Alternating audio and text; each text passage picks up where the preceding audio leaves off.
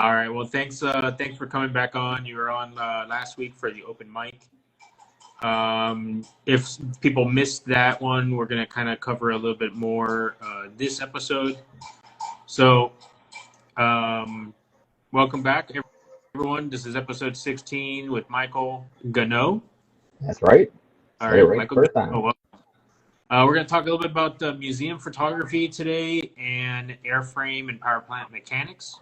I know you're currently going to school for aircraft mechanics. Tell me a little bit about your history with photography and what led you to become or want to become an aircraft mechanic. So I started this journey about 2014-ish. I had an old iPhone 4. I know I'm old. And I was on the beach and I saw the 160th soar just fly over Virginia Beach. And I was like, oh, snap, snap. Pretty much since then, I've been into photography. 2018 is when I got my professional camera. I got a T6 Rebel from Walmart. Used the kit lens that came with it. 2021, I upgraded the lenses and got the Sigma 150 to 600, and I've been using that strictly ever since. Still got the T7 though. I got that from Mark Finger and Check Six, local guys here, great guys, and just been homing my skills and pretty much been self-taught ever since. Everything I've done, everything y'all seen on my page, Yeah. I've done by myself. I didn't ask for help really. All the settings I use, I got some from friends and other places, but mostly everything else I just pointing and clicking and trial and error mostly. And you're shooting, the majority is military aviation, with the exception of the warbirds at the museum we work at. And I do some commercials. Like if I'm up near my grandma's house, she lives up near Dulles. I'll shoot at Dulles just to do Very it, cool. have fun. But strictly mostly military. Yeah. Since the area I'm in is military. Have you done any other photography subjects? Have you done any astro out there, or have you done any surfing up there in Virginia? I don't do surfing now. Not big on surfing. I've done a few things with like the moon. Uh, I saw that Mars was right behind the moon about a couple weeks ago. I shot that just for the fun of it. Uh, Anything that's a vehicle, I'll shoot. I'm big into monster trucks, so I've done Monster Jam. We got a lower thing. It's not Monster Jam, but it's Monsters on the Beach in Virginia Beach. I've shot that before. That's cool. But anything that has wheels and moves. Last time I went to Monster Jam, that had to be years ago, but I wasn't allowed to take any pictures because my camera lens was too big. Do they still have that rule up there? Yeah, they kind of yelled at me because the person that let me in didn't know my camera could change lenses, and they're like, "Yeah, no, you can't do that." I'm like, "Oh, my fault." But they all knew my dad because my dad did security for the area there, and so they kind of let me slide. All right, that's not bad. That's actually, we had asked a few questions in channel, and Ryan Clackle asked, "What's the best way to build connections to get after-hour access?" So I mean, definitely the way I live life is ask questions. The worst people can say is no. You had said that there was a few other photographers at the museum they work at. Yes. You want to remind everyone where you volunteer at? So it's the Military Aviation Museum in Virginia Beach. It is a hidden gem. If you ever go into like Yelp or anything like that, we are ranked second behind the boardwalk. Oh, awesome. All of Virginia Beach. And then last year we got the top 10% of TripAdvisor in the world in reviews. So it's a pretty good museum. Recently, the owner, Jerry Yegan, relinquished control of the museum, so it's its own entity now. He's retired fully, so he has nothing to do with it. He donated $100 million to the museum during our last air show at Warbirds over the beach. So it was very nice of him to continue on. That way, generations like, I mean, I'm 30. I got my young kids behind me. Y'all can hear them yelling behind me. Their ones behind me are 12 and 6, and he's kept it open so kids like them can enjoy it too. That's good. Have you done any archival photography or restoration images for the museum? Oh, I've done one type only because we don't really get the restorations done at the museum. We Okay. send them off-site. We send them down to really New Zealand is our biggest one. And I'll pull up something here real quick to show you. All right, so that's one of the rare examples we got. So that's our SBD Dauntless dive bomber. They put it on display before we got it restored. It's currently in New Zealand right now. Day one of it being on display. There's the firewall there. I know, like Yoast Aviation was asking about different angles and stuff like that, and lighting, all that. So I mean, it all depends on the museum itself. Because like my museum, most of the stuff is inside, but like, here's a shot of it. Yeah. Getting ready to go to New Zealand outside. I mean, lighting, it all depends on nature, because sometimes Mother Nature is not good to us, especially here in Virginia. Some shots you can get really good. Some shots, I mean, I keep them all. Well, it's good that you're getting it. You're getting those photos with the like the exhibit documents also. And then there's it all wrapped up, getting ready. But like I said, museum doesn't do restoration. It mostly just maintains them. So we don't get to see restoration too often. But a big one that I know that does restoration that I go to a lot is the Stephen F. Uvar Hasey Center in Chantilly, Virginia. That one's amazing for restorations. So they have a Horton HO229 on display. That's the only one in the world left, by the way, guys. So it's pretty awesome seeing it. The museum curator bought the pieces for this aircraft? No, this is not my museum. This is a completely different museum. My museum is mostly about maintaining warbirds and flying them. This museum is part of the Smithsonian. Oh, I see. What's some of the aircraft that you have been working on? So I've worked on 0 of my museum's aircraft. They want 3 years of GA experience, which, if y'all don't know what GA is, that's general aviation. Unfortunately, I only have 2 years. I talked to them about it. They usually hire straight from the school, but they're underneath new management now, so it's kind of, we have a love-hate relationship with Fighter Factory, and I won't go anywhere deep into that because I don't want to speak for the museum. But I've touched 0 of the birds maintenance-wise. Okay. I'm assuming it's a liability. Also, they want you to be certified, so I can understand it. Yeah, I mean, we do have 90 plus different birds that do fly, so I understand the aspect too. So like right there, we got Spitfire, military-aviation-museum.org. Have you used have you been able to capture any photos for them to use on the webpage there? I mean, they have my collection. I give it to them as soon as I take them. Yeah. So they have it for use, but they usually don't use my photos. They use a lot of other people's photos. I mean, well, it looks like most of their images that they're capturing there is aerial photography. So, yeah. So Sam Yost had sent in a question: if you have any tips for taking better static photos. So static, definitely. A lot of the planes I do take photos, so like this one is static. Definitely work with so static. Definitely play with different angles. Not all angles are the same. Definitely, if you can, like I'm able to right here, walk around the airplanes, play with different angles. By all means. I mean, you're gonna get good shots. You're gonna get bad shots. I mean, like up there, you can. So it looks like you like a lot of these profile shots. Yeah, I like the side shots. Yeah, side. I mean, shots. Let me see. I know I got one looking straight up and down. Oh, what's your favorite time to photograph? I mean, museum photos. Museum aircraft, are they mostly inside? Do you have aircraft outside also? It all depends on what's going on at the museum that day. Most of our aircraft is inside. Sometimes I'll do stuff like that. That's our. Is that the yeah, that's pretty nice with the that sunlight coming through the skylight there. Yeah, that's our Jenny. Okay, so that's over 100 years old.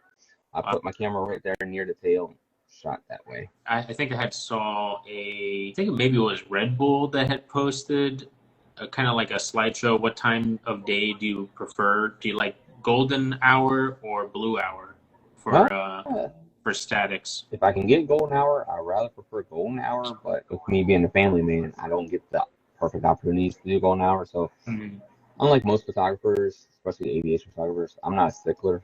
If I get the shot, I get the shot. Yeah. It doesn't matter. Like using the Waco there, for example. Doesn't matter if it's flying or it's static. I can say, hey, I got that shot. Yeah. Of that bird. Got the Raptor, got the Raphael. What's your favorite aircraft at the museum?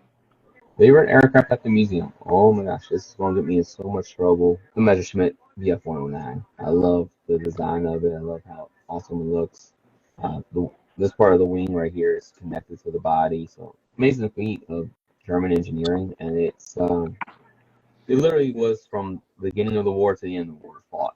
Yeah. What's the shutter speed you're getting at for those? Like, it's not a still prop, but you have some motion blur in there. Look for that one shot, and I can tell y'all. So, I'm sure at night you could probably get that. Is there any night events at the museum? Not really. We try to, other than like weddings. Weddings are a big thing at night. Okay. 180. So, I mean, I play around with 100, 180. I've gone lower, gone all the way down to 150, and this one was done at 180 as well.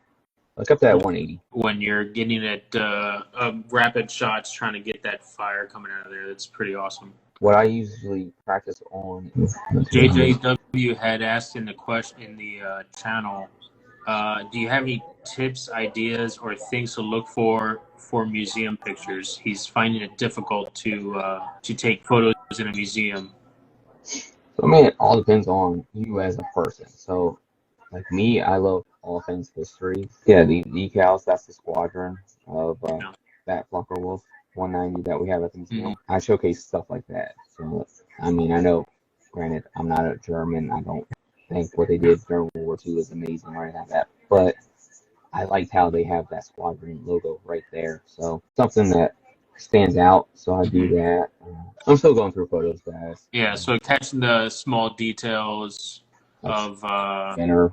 Of the aircraft. Spinner, and then yes, that's an actual Nazi flag. We always give warnings to people. The hangar that this plane is in is an actual Nazi hangar from World War II.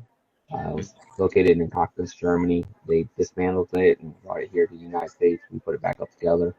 So we try to keep everything authentic as possible. Yeah, so, unfortunately, it's the ugly side of war, but it's history nonetheless. Exactly, and here's another thing for him. So, like, you can count the rivets there. And this was found in a Norwegian forge. This was Black Friday, 1945. This is Rudy Lentz airplane. This is his actual airplane. And it got shot down that day.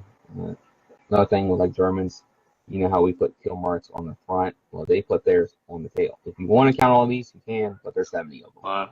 You got 70 kills. And unlike us Americans, you know how we did 25 missions, came back home.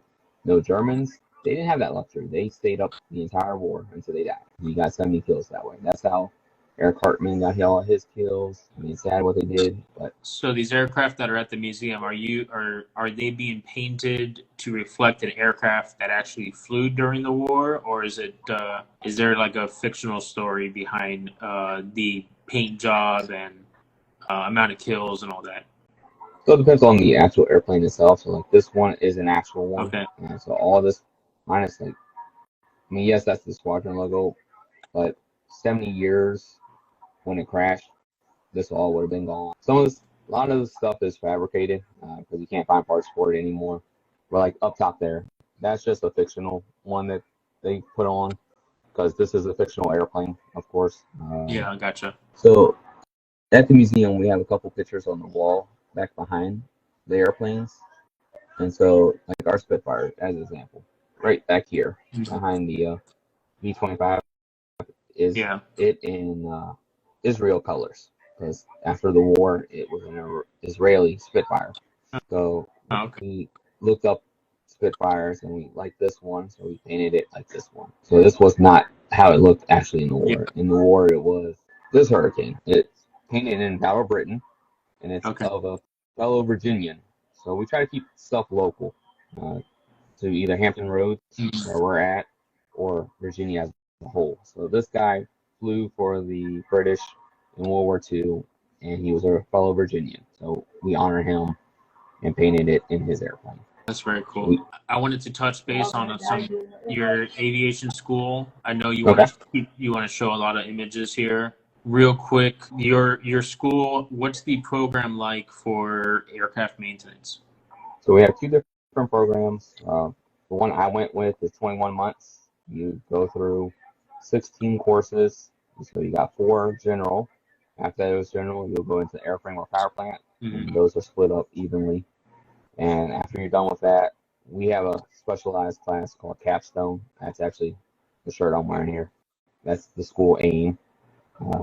I have my Capstone shirt on. And so we spend 2 blocks in Capstone. We don't call them blocks. They're 5 weeks each. So you have one class for 5 weeks, then you move on to the next one, and you keep going to the end. That's how it's 21 months. And in Capstone, that's where we work on getting our airframe writtens done. Once we get those done, you're supposed to have your journal done first, but some people don't. Yeah. I say, hey, if you can, get your journal done early. I did it. Worked out in my advantage. And so I was done with airframe first, so I studied my airframe test first. I'm not going to lie to you guys. As smart as I might seem sometimes, and if y'all talk to me, I'm a pretty nice guy, but I did fail my oral questions for my general and airframe test. I did pass the writtens, which is the key to get to the oral and practicals. And I passed all the practicals. So I know how to work on the airplanes. I know how to take the test. Just speaking about it and talking like, hey, this is what this antenna is and this is what it does. Yeah. I can do it in my head, but under pressure, I was like, whoa, wait a minute. I don't know. And I end up failing. So I was supposed to have my airframe done before this podcast here, but unfortunately, due to weather and family being sick, it got pushed back. I'm taking it on Monday. So I should have my airframe license completely by Monday. And then after that, you can go either route. You can go all of it all together and get your A&P in one go. That means all 3 general, airframe, and power plant in one day, all those tests. Or you can break it up. You can do airframe first or power plant, whichever one you're comfortable with, and then vice versa afterwards. So with me, airframe first, then I'll go do my power plant written. As soon as I get my power plant written, get all the codes I need, study that, go in and do my oral practicals, and then I'll be officially an A&P licensed mechanic. I got a conditional offer from Piedmont already, and that's the other side I was going to say is we are kind of sponsored by Piedmont, so they have an accelerated program. Oh, that's even better. 12 months, and like right now they already have their generals done, all of them. There's like 18 people in that class. A lot of people just go around. The good part about the Piedmont class is it's paid for already by Piedmont. Downside, if you want to say downside to it, is you got to commit 2 years to them. Yeah. But I mean, that's a good trade-off to me. They pay $65,000 for you to go to school for free. You got to work for them for 2 years and still get paid for it. Yeah.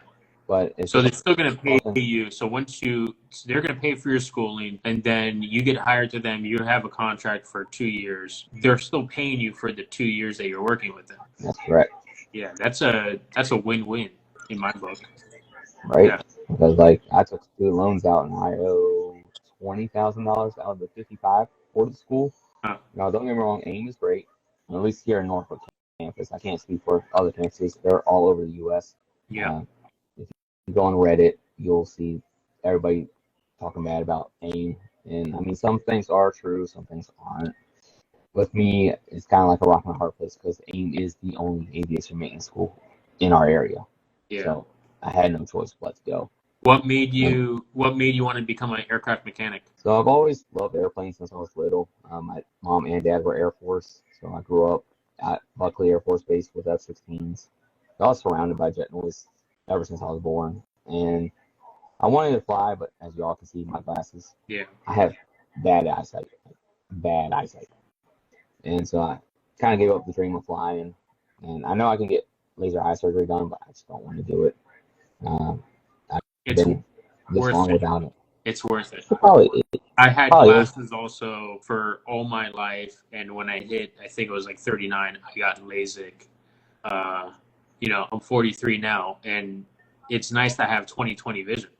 I haven't gone swimming yet since I had LASIK, but it's incredible not having to worry about glasses, not having to worry about. I mean, you still have to wear I still wear safety glasses if I'm going to do any work, but not have to worry about like working on an engine and then all of a sudden I got to like touch my glasses or something and I have this grease on there, and it takes forever to get it out of the glass. So it's definitely worth it if you could get a chance to do that.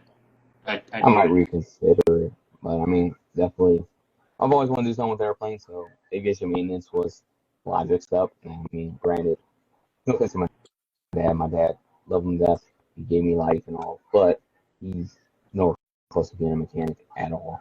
Took the man 3 days to change a tire. So definitely, and I've always wanted to, like I said, do something with airplanes. So if I can't fly them, why not fix them? Yeah, for sure. What advice do you give someone that wants to get into aviation maintenance? I mean, it's not for the faint of heart, as y'all have seen recently. I'm not saying they're due to maintenance by any means, but the crashes, we studied a lot of crashes in school. And if you're not into crashes or anything like that, or learn about people dying, I wouldn't recommend it. And then you got to learn human factors. I mean, I've had people quit in the middle of school. I've watched them just walk right out because they talk about human factors and yep, nope, this is too much for me. Yeah. I mean, there's a lot of responsibility with signing off on work that you've done on an aircraft. Exactly. I mean, nobody tells you this, but aviation maintenance, anybody can fix an airplane. With the A&P mechanic license, you're signing off that it's airworthy. Yeah. So, like, I can have my A&P license and have my own airplane, and I can have my kids out there working on the airplane with me. But I have to sign but as long as you signed off on it, that it's been repaired to the standards that it needs to be, then it's a lot different than just kind of going out there and like, oh yeah, I'm just gonna do an oil change, but yeah, I did it. I don't have to worry about signing off on it. Well, oil changes kind of sort of you don't really have to sign off on it, but you can because it's preventative maintenance. Pilots can change a tire, they can do oil.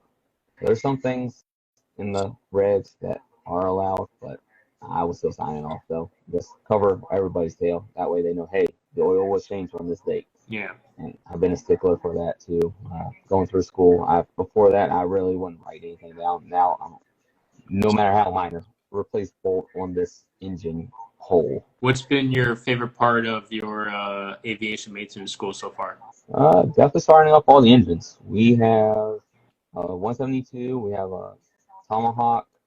And then we got a PT6. I don't know where that PT6 is off of. I think it's off of King Air. I just haven't done the research on the engines.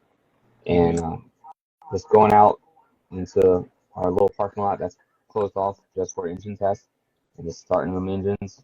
And we have a checklist like right there on the engine. And let you know, hey, do this first, then this. And make sure you read it. And we started up. Coolest engine I started up so far is the Jacobs, which is the radial, our only radial at the school. And it hasn't started up in over a year and a half, 2 years. I was the first one to start it. Yeah, that's awesome. Got oil everywhere. And I got video of it on my page of one of my buddies. His name is also Mike. I asked him to film it for me, so y'all will see. And it started up, and he got oil all over his pants. Wow. On wood, I didn't get any oil on it. Well, I'm sure you'll be working on those more when you get into the power plant portion of your testing there, of your schooling. So, cool thing about the testing, not trying to give away anything by any means, but like with airframe, I had to do a practical with sheet metal. I didn't touch any sheet metal. I just drew it. Oh, wow. On a piece of paper, and they took it. Sometimes doing those kind of things, you could be there all day. And they don't want to waste your time. You don't want to waste their time. So they'll say, hey, just draw how you would do the repair, and they'll accept it. Well, that's cool. So that was one. That's pretty good, too, because you get to, kind of think kind of preemptively how you're going to do the repair and by drawing it out. At my school, when I went to mechanic school like 20 years ago, our sheet metal class, we had to build a toolbox out of aluminum. So we used rivets, we used, the bender, whatever that tool is, I can't remember now. Yeah, You know, we used shears. We used, you know, we had to make sure everything was like less than, I think it was like 5 microns or something like that. Like something. Yeah. Our instructor said if I could visually see a gap between your bends and your edges, you failed. You know, it had to be right up against the other edge. So, and you couldn't have any sharp. You couldn't have any burrs on it. You couldn't have any sharp edges on it. He'd be running his hand all over the edges, trying to just, you know, he's holding this. I mean, it was an open toolbox, so it's like like you build a wooden toolbox, like a little carrier. It was one of those out of aluminum. But, Yep. We built a little mini box, and then after that we built a bigger box, scarf patch on it, and then our last final project, and here real quick, I built a 4-foot by 3-foot sheet metal raptor with my classmates. Oh, very cool. It's on display at one of the teachers' classrooms. Made the screw myself. That was fun. But with that raptor project, we just made the dimensions a lot bigger. And then with me being the raptor man, of course I have pictures of the raptor. I painted it. Oh, Made it look like an actual raptor. Yeah. So we got the golden cockpit, of course, and showed the stealth. I didn't do exact tail at all. Let's put it as a Langley tail. Yeah, Langley tail. Since we're local to Langley. And that's how big the original raptor is. Oh, that wow. Small thing on top of it.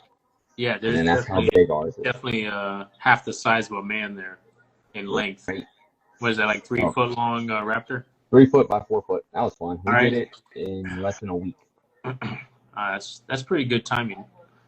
So Michael, where can people find your photos? My page, Raptor Ganoe Photography. I'm on Instagram, mainly where I post, of course. I'm on Facebook. And I mean, if y'all have any more questions, by all means, I'm a friendly guy. Reach out to me. I don't mind answering any kind of questions at all. Museum related, school related, photography related. I mean, I'm not gonna lie to you guys. I'm not the best photographer. I still use TV mode. That's my go-to. Yeah, we all have to start somewhere. So it's you know, it's okay.